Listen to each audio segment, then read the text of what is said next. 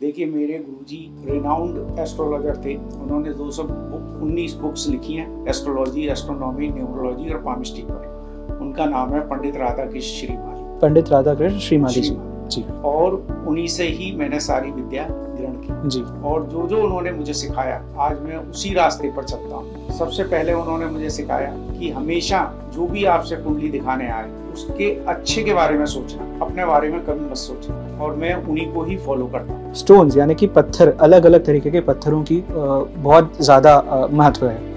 लोग आज के स्थिति में, आज के डेट में फैशन में इसको यूज करते हैं। मुझे अभी भी याद है, बीच में किसी एक बड़े ज्वेलरी स्टोर में मैं जहाँ गया था, तो आज गोल्ड के साथ साथ अलग अलग पत्थर उसमें लगाकर लोगों को दिया भी जा रहा है। तो बिना विधि के अगर हम इस स्टोन्स को, इस पत्थरों को धारण करते हैं तो उसका प्रभाव हमारे ऊपर क्या पड़ता है? मांगलिक कुंडलियां और मंगल दोष का क्या असर रहता है एक इंसान, व्यक्ति के जीवन में, और उसकी शादी बोलते हैं कि इस चक्कर में कभी कभी रुक जाती है या अलग अलग विधियों का उसको पालन करना पड़ता है। तो इस बारे में जरा बताइए। देखिए, लोगों ने मांगलिक दोष को हवा बना रखा है। नमस्ते दोस्तों, स्वागत है आपका हमारे आज के इस पॉडकास्ट पे। दोस्तों, आज की दुनिया भाग दौड़ भरी है, जिसमें तनाव बहुत ज्यादा है, परेशानियां बहुत ज्यादा है। फिर चाहे वो मानसिक तनाव हो, शारीरिक तनाव हो, करियर से रिलेटेड प्रॉब्लम्स हो या फाइनेंशियल प्रॉब्लम्स हो, इन सब का सॉल्यूशन हम चाहते हैं, लेकिन इस सब का सॉल्यूशन निकले कैसे? आज हम बात करेंगे एस्ट्रोलॉजी यानी ज्योतिष शास्त्र के बारे में, और जानने की कोशिश करेंगे क्या ज्योतिष शास्त्र के द्वारा हम इन सब परेशानियों का निवारण कर पाते हैं क्या। इस बारे में हमसे चर्चा करने के लिए हमारे साथ आज के एपिसोड में मौजूद हैं एक बहुत ही ज्यादा जानी मानी और रेनाउंड एस्ट्रोलॉजर श्री राज जी। नमस्ते पंडित जी, स्वागत है आपका हमारे इस प्रोग्राम में। नमस्कार पंडित जी, सबसे पहले हम जानना चाहेंगे कि आपका चाइल्डहुड कैसा रहा, आपका एजुकेशन बैकग्राउंड कैसा रहा, और कैसे आपकी रुझान इस एस्ट्रोलॉजी यानी ज्योतिष शास्त्र के फील्ड में आई। मैं एक बिजनेसमैन की औलाद हूँ जी। बचपन से मेरा पालन पोषण बहुत ही अमीर घर में हुआ। अच्छा। मेरी एजुकेशन बेसिकली मैं सिविल इंजीनियर हूँ बिट्स पिलानी से। अच्छा।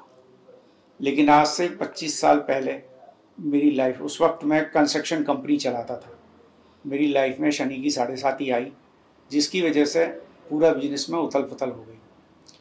देन उसके बाद जब कोई सॉल्यूशन नहीं मिला तो मैं अपने गुरुजी से मिला। उन्होंने मुझे इस चीज़ के रास्ते बताए कि इनको इस तरीके से शॉर्ट आउट कर लो, ये पूजा कर लो, ये नग धारण कर लो, तो आपको राहत मिलेगी। उसके बाद में जब मेरे को वो सब काम करने से फ़ायदा मिला, तब मेरा एस्ट्रोलॉजी में इंटरेस्ट जागा और मैं इसकी तरफ झुका। धीरे धीरे मैंने अपने गुरुजी से ही एस्ट्रोलॉजी सीखना शुरू कर दी जी। और एस्ट्रोलॉजी सीखने के बाद मैंने लगभग 2.5 से 3 साल सारे एस्ट्रोलॉजी से रिलेटेड शास्त्रों को मैंने स्टडी की, पढ़ा। उसके बाद में इसमें प्रैक्टिस में आया। उस समय तक मैं अपना व्यापार भी करता था और एस्ट्रोलॉजी सीखता भी था। देन जब मैं एस्ट्रोलॉजी सीख गया, तब मैंने सीधा ज्योतिष के प्रोफेशन में आ गया, और ज्योतिष के बारे में आज की तारीख में आप मुझसे जो भी क्वेश्चन करना चाहते हैं, मैं आपको उसका जवाब जरूर दूंगा। जी। पंडित जी, आप हमें अपने गुरुजी के बारे में थोड़ा विस्तार में बताइए, और कैसे आप उनसे ये शिक्षा प्राप्त किए, और आज जैसे आप अपनी ज्योतिष आचार्य की इस फील्ड में हैं, तो उनके सिखाई गई टीचिंग्स को आप कैसे अपने इस प्रोफेशन में उतार पाते हैं। देखिए, मेरे गुरुजी रिनाउंड एस्ट्रोलॉजर थे। उन्होंने 219 बुक्स लिखी हैं एस्ट्रोलॉजी, एस्ट्रोनॉमी, न्यूमरोलॉजी और पामिस्ट्री पर। उनका नाम है पंडित राधाकृष्ण श्रीमाली। पंडित राधाकृष्ण श्रीमाली जी। और उन्हीं से ही मैंने सारी विद्या ग्रहण की जी। और जो जो उन्होंने मुझे सिखाया, आज मैं उसी रास्ते पर चलता हूँ जी। और सबसे पहले उन्होंने मुझे सिखाया कि हमेशा जो भी आपसे कुंडली दिखाने आए उसके अच्छे के बारे में सोचना, अपने बारे में कभी मत सोचना, और मैं उन्हीं को ही फॉलो करता हूँ। जी। तो पंडित जी, कितने साल से इस फील्ड में आप जुड़े हुए हैं? मैं लास्ट 22 ईयर से इसके साथ में जुड़ा हुआ। पिछले 22 साल से इस फील्ड में जुड़े हुए हैं, और 22 साल से सिर्फ आप इसी को प्रैक्टिस कर रहे हैं? जी। जी। तो पंडित जी मेरा एक और क्वेश्चन जो आपसे ये था वो था कि क्योंकि एस्ट्रोलॉजी में ज्योतिषाचार्य में ज्योतिष शास्त्र में स्टोन्स यानी कि पत्थर अलग अलग तरीके के पत्थरों की बहुत ज़्यादा महत्व है। जी। लोग आज के स्थिति में आज के डेट में फैशन में इसको यूज़ करते हैं। मुझे अभी भी याद है बीच में किसी एक बड़े ज्वेलरी स्टोर में मैं जहाँ गया था तो आज गोल्ड के साथ साथ अलग अलग पत्थर उसमें लगाकर लोगों को दिया भी जा रहा है। तो बिना विधि के अगर हम इस स्टोन्स को इस पत्थरों को धारण करते हैं तो उसका प्रभाव हमारे ऊपर क्या पड़ता है, और अगर एक अच्छे मतलब एक पूरे विधि पूर्व इस चीज को धारण किया जाए तो आपके लाइफ में कितना बदलाव ला सकता है? देखिए, आप रत्न की बात कर रहे हैं जी। आपके जीवन में कलर तक का प्रभाव होता है। अच्छा। और हर रत्न का अपना एक कलर होता है। तो जो ज्वेलर्स सोने के अंदर चांदी के अंदर स्टोन्स लगाकर बेच रहे हैं और जो जातक उनको पहन रहे हैं उनको उसका अच्छा या बुरा प्रभाव जरूर मिलेगा। अच्छा। अच्छा भी मिल सकता है और बुरा भी मिल सकता है। जी। अच्छा इन द सेंस, अगर फॉर एग्जाम्पल आपको बुद्ध की महादशा चल रही है और किसी ने आपको सोने में पन्ना पहना दिया या ग्रीन कलर का कोई स्टोन लगाकर ही दे दिया आपको, तो वो आपको ज़रूर बेनिफिट करेगा। लेकिन गलती से अगर उसने उसी पन्ने को चांदी में जड़कर आपको दे दिया तो वही पन्ना आपको नुकसान करने लगेगा। तो धातु का भी इसमें? जी बिल्कुल। हमें ये देखना होता है कि जब ज्योतिष के अंदर जातक को जब हम स्टोन बताते हैं तो उसकी सारी ग्रह दशाओं को देखकर बताते हैं कि उसका भाग्येश कौन सा ग्रह है जी, उसका लग्नेश कौन सा ग्रह है जी, या किस ग्रह की महादशा चल रही है जी, तो स्टोन इन तीन के ब्याह पर हम पहनाते हैं जी। और स्टोन पहनाने से पहले सबसे पहले हम लोग देखते हैं कि स्टोन की क्वालिटी क्या है जी। First number. सेकंड नंबर, वो स्टोन किस मेटल के अंदर बनना चाहिए, गोल्ड में, सिल्वर में, पंच धातु में, अष्ट धातु में, किस में कौन सा स्टोन बनना, ये जानना बहुत ज़रूरी है कि कौन सा स्टोन किस धातु में बनाया जाता है। उसके अलावा उसी स्टोन को हम जब धारण करते हैं तो हमें ये भी देखना पड़ेगा कि वो स्टोन के वेट के अकॉर्डिंग वो मेटल लगना चाहिए। अच्छा। फॉर एग्जाम्पल हम पुखराज पहनते हैं जी, 7 रत्ती का या 7.5 रत्ती का पुखराज पहनते हैं नॉर्मली। हाँ, राइट। नॉर्मली, और उसमें पता पड़ा हमने 6 ग्राम गोल्ड लगा दिया तो उसमें गोल्ड का इफेक्ट ज्यादा आने लगेगा ना कि पुखराज का। अच्छा। तो उसकी भी एक कैलकुलेशन है कि 7-7.5 रत्ती के पुखराज के अंदर 3.5-4 ग्राम से ज्यादा गोल्ड नहीं लगना चाहिए। ओके। नेक्स्ट आता है कि स्टोन जागृत होना चाहिए। जी। अगर स्टोन जागृत नहीं है तो ऐसे समझ लीजिए कि वो बिना सैलरी का एम्प्लॉय है। अच्छा। आप जैसे आपको सैलरी नहीं मिलेगी, आप Right. वर्क नहीं करेंगे, ऐसे ही उसकी अगर वो जागृत नहीं होगा तो जब उसकी शुभ समय होगा वो आपको शुभ इफेक्ट देगा, जब अशुभ समय आ जाएगा आपको अशुभ इफेक्ट दे देगा। तो वो जागृत होने के बाद उसकी सैलरी उसको मिल गई तो वो आपको आपके हिसाब से वर्क करेगा। तो फिर जैसे हम अगर किसी ज्वेलर शॉप से, जैसे मैंने आपको बताया, पूरा गोल्ड बनाकर उसको लेकर आते हैं तो हमको सबसे पहले उसे जागृत करवाना चाहिए पहनने से पहले? नहीं, ज्वेलर से बिल्कुल है ना। जैसे आप अपने स्टोन की अंगूठी लेकर आए, हाँ जी, तो सबसे पहले उस अंगूठी को आप जागृत कराइए विधिवत, और फिर उसका मुहूर्त पूछिए जी कि कौन से मुहूर्त में हमको वो अंगूठी धारण करनी है। जी। पंडित जी, ये मुहूर्त का स्पेशलिटी जो है, जो आपने जैसे मुझे भी बताया था कि मुहूर्त बहुत ज़्यादा मायने रखता है किसी भी रत्न को धारण करने के लिए। तो क्योंकि यूजुअली लोग इसे फैशन के लिए पहनते हैं तो उनको क्या नुकसान कर सकता है। तो उन्हें अगर आप बताना चाहेंगे ब्रीफ में कि कौन से स्टोन को, कौन से रत्न को कब धारण किया जाता है? तो देखिए, हर स्टोन का समय अलग होता है धारण करने का, और मैंने आपको अभी बताया कि अकॉर्डिंग टू ग्रह कि किस ग्रह के लिए हम पहन रहे हैं स्टोन, वो शुभ है अशुभ है क्या है, उसके हिसाब से ही हमको स्टोन पहनना चाहिए, अदरवाइज ऐसे स्टोन धारण नहीं करना चाहिए। और आपने पूछा कि मुहूर्त, जी मुहूर्त इसमें बहुत महत्वपूर्ण है जी, क्योंकि हमारे 24 घंटे के अंदर 12 घंटे हम दिन के लेते हैं और 12 घंटे रात के होते हैं जी। उसमें अपने अपने ग्रह के हिसाब से चौघड़ियाँ आती हैं जी। अब हमने मान लीजिए पुखराज हमें पहनना है शुभ के चौगड़िया में और हमने पहन लिया काल के चौगड़िया में, तो काल तो मतलब काल है, बिल्कुल। तो जब हम उसको धारण करेंगे तो वो शुभ इफेक्ट नहीं करेगा, वो काल का इफेक्ट करेगा। पता पड़ा घर से हम बाहर निकले, हमारे को चोट लग गई और वो हार्म हो गया, तो और वो बार बार हार्म हो सकता है क्योंकि वो समय गलत था।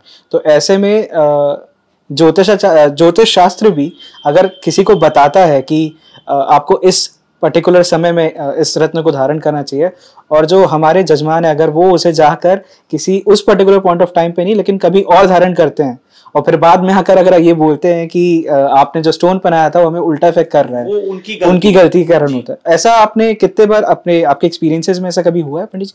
देखिए, आज की डेट में तो हम लोग ठोक बजाकर बोलते हैं, हाँ जी, कि नहीं इसी टाइम पे पहनेंगे तो बेस्ट है, अदरवाइज मतलब क्लैरिटी के साथ ये है जी। अगर आप इसको मेरे बताए हुए समय पे नहीं पहनते हैं तो इसकी लायबिलिटीज आपकी है। ठीक। मेरा एक और क्वेश्चन था आपसे कि कुंडली जब हम किसी के बनाते हैं तो उसमें ग्रहों की दशा, ग्रहों की स्थिति हम देखते हैं।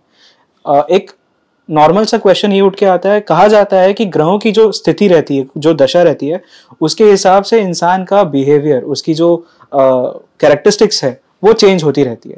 तो क्या हम एस्ट्रोलॉजी की प्रैक्टिसेस के द्वारा इन ग्रहों की दशा को नियंत्रण कर सकते हैं, चेंज करने की कोशिश कर सकते हैं, और क्या उसके समय में बदलाव ला सकते हैं? बिल्कुल कर सकते हैं जी। मैं आपको एक छोटा सा एग्जांपल देता जी। हूं। कुंडली में लगन पे कर्क राशि आई जी, कर्क लगन की कुंडली आ गई। कर्क लगन है चंद्रमा का लगन। अब चंद्रमा को आप समझ लीजिए 15 दिन कृष्ण पक्ष और 15 दिन शुक्ल पक्ष जी।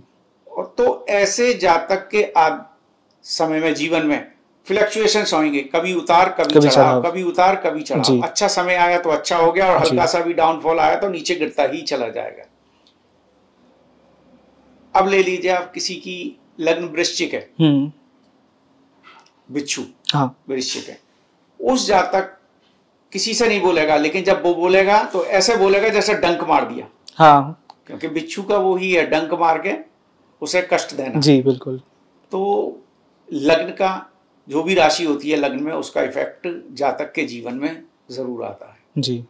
तो अगर कुछ एग्जांपल्स हम लोग लें, हमारे इंडिया में ही ऐसे बहुत सारे लोग रहे हैं जिन पे इन सब चीज़ों को उतार चढ़ाव बहुत देखा। जैसे अमिताभ बच्चन जी का जो समय था वो बिफोर केबीसी बोला जाता है कि बहुत ख़राब था और आफ्टर केबीसी बहुत ख़राब था।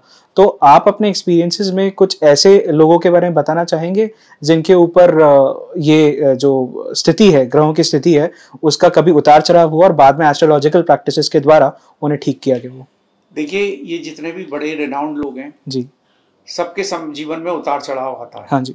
अमिताभ जी की जिस वक्त डाउनफॉल आया तब उनकी शनि की 7.5 थी। अच्छा।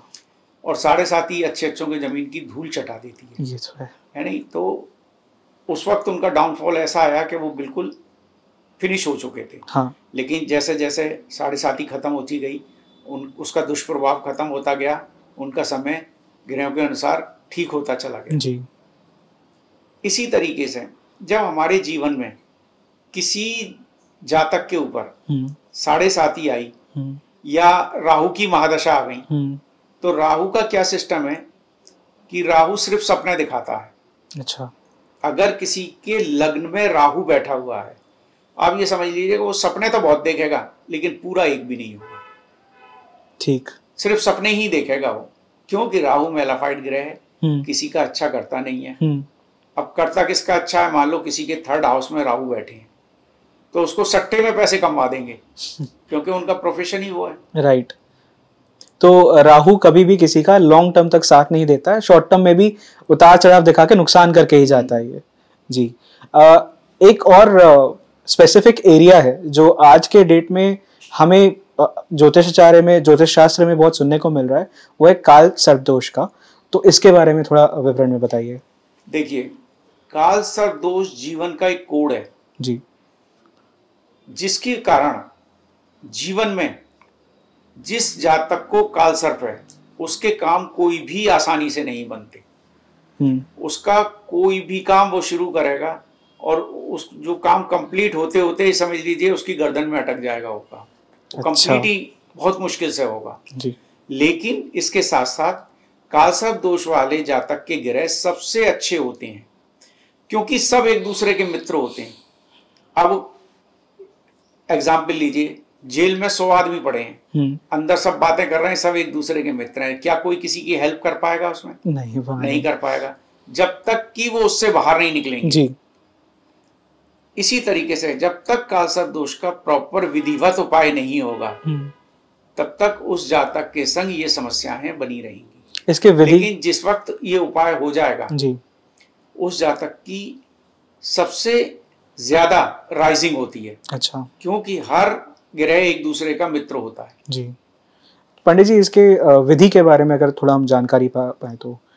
देखिए, इसकी विधि ये है कि आप तरीके से त्र्यंबकेश्वर जाइए, सबसे पहला जी, त्र्यंबकेश्वर जाइए, वहां ब्राह्मणों से बात कीजिए जी, और वहां उनसे विधिवत, क्योंकि कालसर्प दोष राहु और केतु के थ्रू बनता है।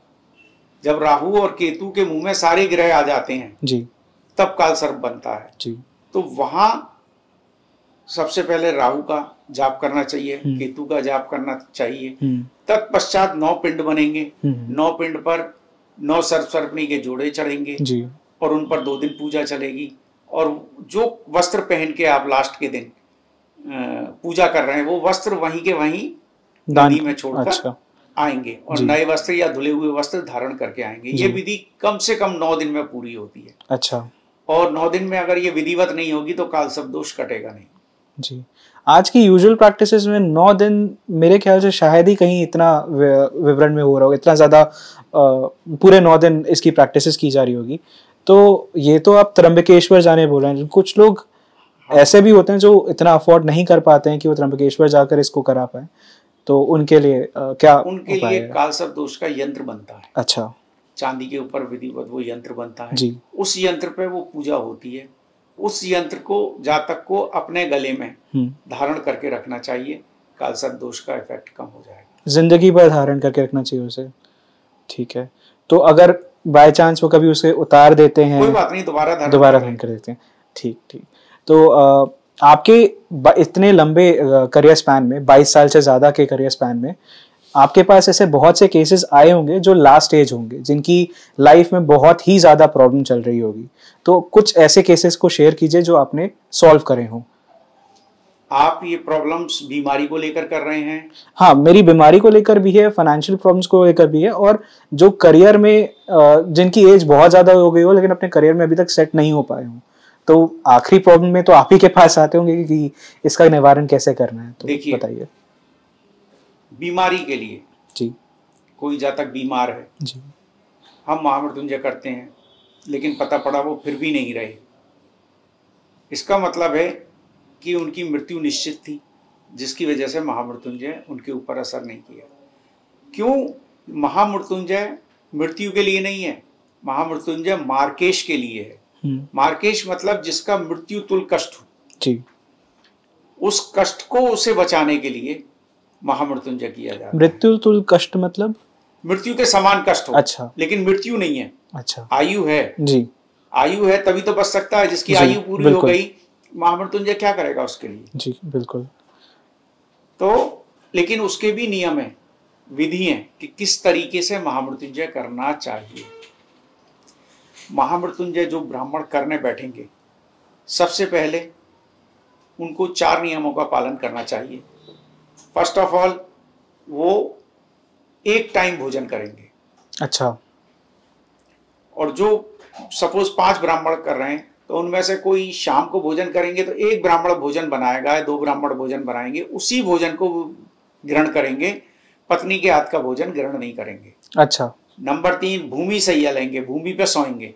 नंबर 4, घर में जाने के बाद पत्नी के साथ नहीं रहेंगे। ठीक है। अगर इन सब नियमों का पालन करेंगे तभी महामृत्युंजय इफेक्टिव होगा, नहीं तो नहीं होगा। ठीक है। तो आज के डेट में पंडित जी जो हम देखते हैं यहाँ पे सिटी में, जैसे बहुत सारे पंडित जी रहते हैं, उनके लिए ये करना थोड़ा मुश्किल है। तो क्या कोई ऐसी जगहें हैं जहाँ पे जाकर विधिवत तरीके से पूरा पूर्ण किया जा सकता है? हाँ बिल्कुल, जैसे हमारे यहाँ ब्राह्मण हैं, हाँ, अनमैरिड ब्राह्मण हैं, हाँ, हम उनसे ये कराते हैं, क्योंकि उन्हें भूमि पे सुला दीजिए। कहाँ पे पंडित जी आश्रम, उसके बारे में थोड़ा हमारे व्यूअर्स को बताइएगा। गाजियाबाद में है। गाजियाबाद में। क्या नाम से आश्रम है पंडित जी अपना? ये श्रीराज जी के नाम से। श्रीराज जी के नाम से, ठीक है। वहाँ पे हम, आप बता रहे थे, आगे बताइए। वहाँ पर क्या है कि अनमेरिड ब्राह्मण हैं जी, वो उनको जगह दी हुई है रहने की, वो रहते हैं वहीं जी, वहीं पूजा भी करते हैं जी, शाम को भोजन बनाते हैं और खाते हैं। अच्छा, तो वहाँ उनका सारा फुलफिल हो जाता है, ठीक है, तभी वो इफेक्ट होगा, अन्यथा उसका प्रभाव नहीं आएगा। ठीक है। तो ऐसे आपके पास बहुत सारे टेस्टिमोनियल्स भी होंगे आपके क्लाइंट्स के, जो बोला होगा जिन्होंने कि आपने जब महामृत्युंजय करा उसका इफेक्ट हमारे इन पे पड़ा है। हाँ, बहुत लोग हैं। हाँ, अभी मेरी एक शिष्या बॉम्बे में रहती है जी, उनको यूट्रस का कैंसर डिक्लेयर कर दिया था अरे डॉक्टरों बाप ने, रे, लेकिन वो बिना मेडिसिन के, क्योंकि डॉक्टरों ने कही आप पहले वाईएफसी कराइए फिर ये कराइए उसके बाद ही हम मेडिसिन देंगे।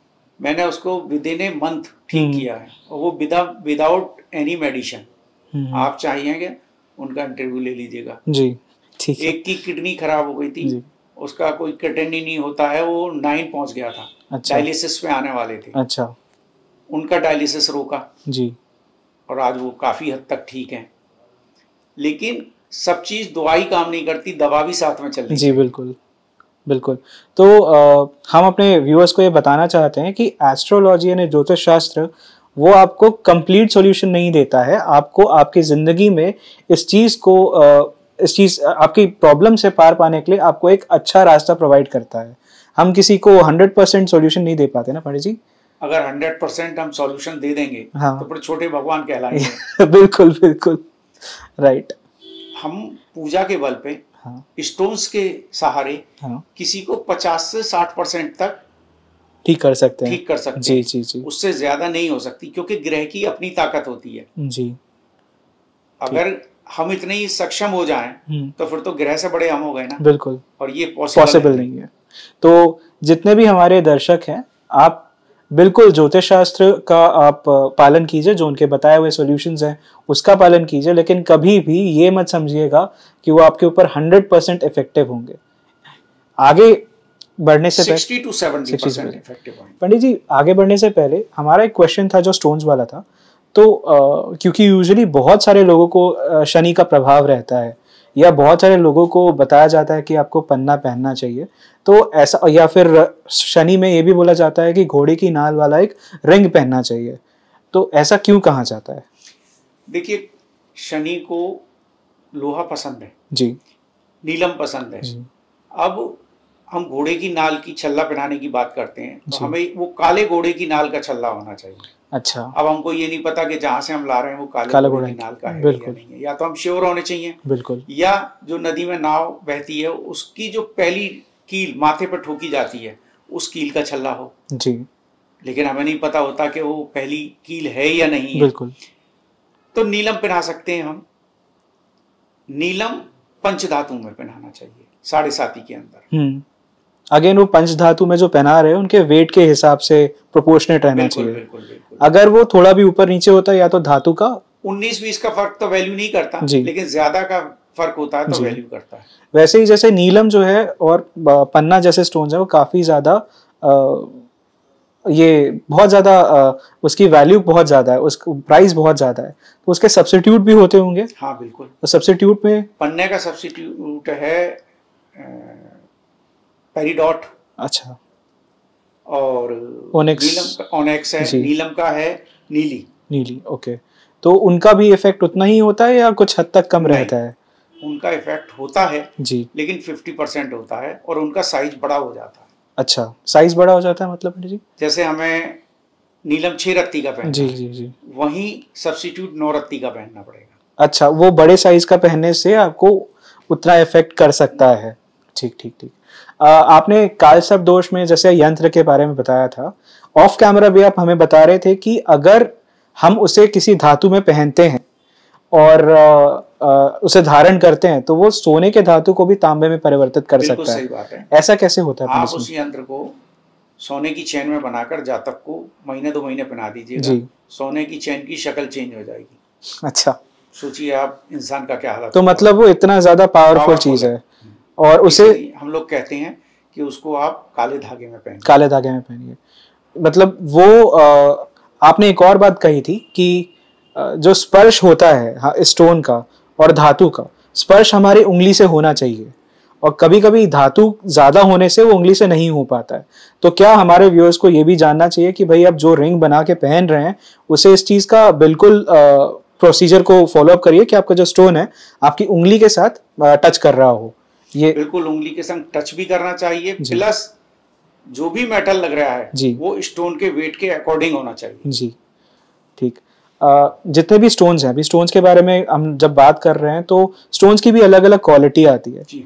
जैसे कि आप क्योंकि दिल्ली से हैं, वहाँ पे इन सब चीज़ों की प्रैक्टिसेस का जो है वो थोड़ा ज़्यादा है, लेकिन हम जहाँ शूट कर रहे हैं रायपुर पे, यहाँ पे हमको उसी स्टोन के अलग अलग प्रकार और अलग अलग क्वालिटीज मिलती है जी। बहुत बार ऐसा भी होता है कि हमें बोला कुछ और क्वालिटी का जाता है, सर्टिफिकेट कुछ और क्वालिटी का दिया जाता है और सामने होता कुछ और है। तो इस चीज़ को पहचाना कैसे जाए? देखिए, आम आदमी के लिए ये पहचानना असंभव है। अच्छा। सर्टिफिकेशन में भी ये नहीं होता कि ये ब्लू सफायर है, नीलम है, ये शिलोंग का है, सिलोनी है, या श्रीलंकन है, या बैंकॉक का है, उस पर सिर्फ नीलम लिखा हुआ हो। बिल्कुल। तो हम कैसे सर्टिफिकेट, इसके लिए हम विश्वास करते हैं ज्वेलर्स के ऊपर और वहीं गड़बड़ होता है। बिल्कुल। तो उससे बचा कैसे जाए पंडित जी? पर बेस्ट तो यही है कि आप जिस एस्ट्रोलॉजर से काम कर रहे हैं उसी के द्वारा लीजिए, जिससे कि ये पता रहे आपको कि गलत या सही वो आपके सामने में तो है। तो मतलब वो आपके सामने कम से कम पारदर्शी रूप से आपके सामने रहेंगी चीजों को। ऐसा आज भी होता है पंडित जी कि एस्ट्रोलॉजी की फील्ड को लोग मानने से पहले स्केप्टिसिज्म में बहुत चले जाते हैं। कई लोग जो इसके टोटली ऑपोजिट में है उसे धोखाधड़ी भी कहते हैं। तो क्योंकि आप खुद इंजीनियरिंग बैकग्राउंड से हैं और बिट्स पिलानी जैसे इंस्टीट्यूट से आप पढ़ के आए हैं, तो आप उन जैसे स्केप्टिक को कैसे क्या समझाना चाहेंगे? एक टाइम पे आप भी कभी इस चीज को लेकर स्केप्टिक हुआ करते होंगे, उसके बाद ही आपका परिवर्तन हुआ होगा, तो उनके लिए क्या कहना है? देखिए, एस्ट्रोलॉजी से हम लोग फायदा उठा सकते हैं, लेकिन आपकी बात सही है कि बहुत सारे लोग उतना ज्ञान नहीं होता, अज्ञानता के कारण बताना कुछ चाहिए बता कुछ जाते हैं, या अपने कई बार हम लोग स्वार्थ के चक्कर में भी गलत चीज़ बताकर उसको गुमराह कर देते हैं। अच्छा। तो उसका यही साइड इफ़ेक्ट है। लेकिन एस्ट्रोलॉजी का मतलब है, जब हम यहाँ बैठे हैं ना तो गुरु की जगह है, और गुरु को हमेशा राइट मार्गदर्शन देना चाहिए जी, बिल्कुल। गलत नहीं देना चाहिए, और गलत देते हैं तो फिर वो गुरु कहलाने के लायक नहीं है या ब्राह्मण कहलाने के लायक नहीं है जी। इसी चक्कर में होता होगा कि लोगों को इन सब चीज़ों से रुझान हट जाता है, विश्वास हट जाता है जी। तो आप अगर चलिए मैं आपको जी एक चीज कहता हूँ। हाँ जी। बहुत सारे लोग इस एपिसोड को देखेंगे। हाँ। आप मेरा नंबर दे दीजिएगा उनको। बिल्कुल। ठीक है ना, और अपना नंबर दे दीजिएगा। बिल्कुल। अगर कोई जातक बीमार है, उसको कोई बीमारी है या प्रॉब्लम है और वो इनिशियली स्टेज में है, वो मेरे से कांटेक्ट करें। भगवान ने चाही तो उनकी बीमारी जरूर ठीक होगी। जी बिल्कुल। है नहीं? विश्वास कैसे जमेगा? ऐसे ही तो जमेगा ना, मैं उनको जानता नहीं, बिल्कुल जानते हैं। राइट। तो विश्वास कैसे जमेगा? ऐसा तो मतलब हमारे सामने भी इंसिडेंट हुए है कि हमारे जान पहचान के जो लोग आए हैं वो आपसे मिलने से पहले इस चीज को लेकर स्केप्टिक थे कि यार इतने सारे एस्ट्रोलॉजर को हमने दिखाया है, किसी की बातें हमें समझ नहीं आती, किसी की बातें हम पर इतना असर नहीं कर पाती है, तो हम कैसे करें। और जब आपसे उन्होंने अपना विचार विमर्श किया और आपने जो सॉल्यूशंस उनको बताए हैं, उसके बाद उनका कम से कम में वो जो रुझान है, जो एक इसके तरफ देखने का नजरिया वो चेंज हुआ है। तो कुछ ना कुछ तो इसमें ऐसा होगा जो लोगों को इतना ज्यादा प्रभावित करता होगा। एस्ट्रोलॉजी को हम अगर इजी भाषा में समझें तो ये नंबर्स का गेम रहता है, पूरा का पूरा कैलकुलेशन का गेम रहता है। और कैलकुलेशन, क्योंकि कैलकुलेशन से ही आज जितनी दुनिया की इतनी सारी चीज़ें बनी हैं, तो हम एक ऐसे व्यक्ति को जो सिर्फ साइंस पे बिलीव करता है और हमारे वैदिक काल में इतनी सारी जो चीज़ें ऑलरेडी निकली हुई हैं उनके बारे में जानता नहीं है, उसको इस प्रैक्टिसेस के बारे में हम क्या समझा सकते हैं? देखिए, प्रॉब्लम क्या है कि अधूरा ज्ञान हमेशा कष्ट देता है। जी बिल्कुल। और अधूरे ज्ञान की वजह से ही ये शास्त्र बदनाम हो रहा है। जी। अब मैं आपको एग्जाम्पल देता हूँ। लोग कहते हैं कि 30 साल के बाद 7.5 आती है। हाँ, यही सुना होगा आपने। बिल्कुल बिल्कुल। लेकिन मैं कहता हूं कि 7.5 22 साल के बाद रिपीट होती है। अच्छा। और मैं वो प्रूफ कर दूंगा कि 7.5 22 साल के बाद ही शुरू होती है। कैसे पंडित जी? अब देखिए, फॉर एग्जाम्पल कुंडली में 12 घर होते हैं जी। एक नंबर से शुरू करते हैं, 1 2 3 4 5 6 7 8 9 10 11 12। हर घर 2.5 साल का होता है जी, तो 30 साल हो गए। बिल्कुल। अब एक नंबर के घर से हमारी 7.5 शुरू हुई। ठीक है, ठीक है। पहले घर में 2.5 साल रहे शनि, दूसरे घर में 2.5 साल रहे शनि, तीसरे घर में 2.5 साल रहे, 7.5 कंप्लीट हो गया। राइट। बचे कितने घर? 9 घर और बचे। 9 घर बचे। राइट। 9 घर पूरे होने के बाद यानी 22.5 साल के बाद फिर वो एक नंबर पे आ जाएंगे जी, और तो फिर से उनका साल में कहा 22.5 साल में शुरू हुई। लेकिन 99.9% ब्राह्मण यही कहते हैं कि 7.5 30 साल के बाद शुरू होती है। यानी 7.5 साल के बाद भी नहीं जाती है। अच्छा। आपको बताऊं, 7.5 साल में पूरी हो गई, शनि आगे घर में आ जाते हैं। लेकिन जब वो वक्री होते हैं साल में एक बार 152 दिन के लिए, 151 दिन के लिए, तो फिर 7.5 में आ जाते हैं क्योंकि पिछले घर में पहुंच गए वो जी, तो फिर उनकी 152 दिन के लिए 7.5 लग गई। अच्छा। इस तरीके से अगले ढैया में भी वो 2 बार वापस आते हैं। अच्छा। तो लोग कहते हैं जी कि हमारा 7.5 तो उतर गई, फिर भी हमारा कष्ट कम नहीं हो रहा। कष्ट कम कहाँ से होगा? वो 2.5 साल आपको 10 महीने के लिए तो फिर वापस आ गए। बिल्कुल। जब आप संभलने लगते हो तब फिर वापस आ जाते हैं। राइट। तो इस तरीके की बहुत डीप स्टडी है, जरूरी है, जिसको करे बिना आप उसको उस चीज को समझा नहीं पाएंगे, समझ नहीं पाएंगे। और ये आज मैं पहला आदमी हूँ जो इस आपके एपिसोड पे बोल रहा हूँ आपके कि शनि की 7.5 22 साल बाद वापस आती है। ये मैं पहला शख्स हूँ हिंदुस्तान के अंदर। जी, अक्सर लोग 30 साल का ही बात बोलते हैं। ठीक है। आज के डेट में पंडित जी जैसे और भी एस्ट्रोलॉजर्स जो हैं, बहुत सारी साइट्स आई मीन एप्लीकेशंस आ गए हैं।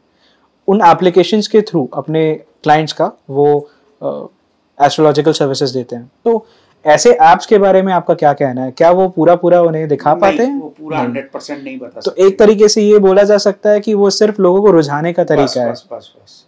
ऐसे में आपके एक्सपीरियंसेस तो होंगे। कोई भी चीज हम ऐप के थ्रू ले रहे हैं जी, और एक हम रूबरू आपने सामने बैठकर बात कर रहे हैं जी, क्या उसका फर्क नहीं होता? बिल्कुल होता है। आप मुझसे 50 क्वेश्चन करेंगे रूबरू बैठे, बिल्कुल। ऐप पे आप कितने क्वेश्चन करेंगे? ऐप अपने हिसाब से जवाब देता है जी, बिल्कुल, वो भी है। तो मैं ये नहीं कहूँगा कि ऐप 100% सही है जी। बहुत सारे लोगों को जो बहुत दूर दराज के इलाकों में रहते हैं, जैसे छत्तीसगढ़ की बात करें तो छत्तीसगढ़ में ज़्यादा से ज़्यादा 20 से 30% पॉपुलेशन जो है वो सिटीज़ पे है, बाकी 70% पॉपुलेशन आज भी हमारे गांव में है। तो अगर वो आपसे जुड़ना चाहेंगे तो क्या वो मोबाइल फ़ोन के थ्रू संभव रह पाएगा, वीडियो कॉल्स के थ्रू? हाँ, बिल्कुल रह पाएगा। वो ऐप से एक अलग चीज़ हो जाती है। बिल्कुल, वीडियो कॉल पे मिल सकते हैं, फ़ोन पर बात कर सकते हैं जी। और सबसे बढ़िया तरीका ये है कि हम जो ये एपिसोड करेंगे जी, और लगातार हम अपने व्यूअर्स को दिखाएंगे, बिल्कुल, हर रोज कुछ ना कुछ नया बताएंगे जी, तो वो हमारे इस पर भी कांटेक्ट कर सकते हैं। अच्छा, यहाँ से उनको जवाब मिलता रहेगा। ठीक है पंडित जी, एक और क्वेश्चन जो हमारे आसपास के लोगों और मेरे मन में भी उठता है वो ये कि मांगलिक कुंडलियां और मंगल दोष का क्या असर रहता है एक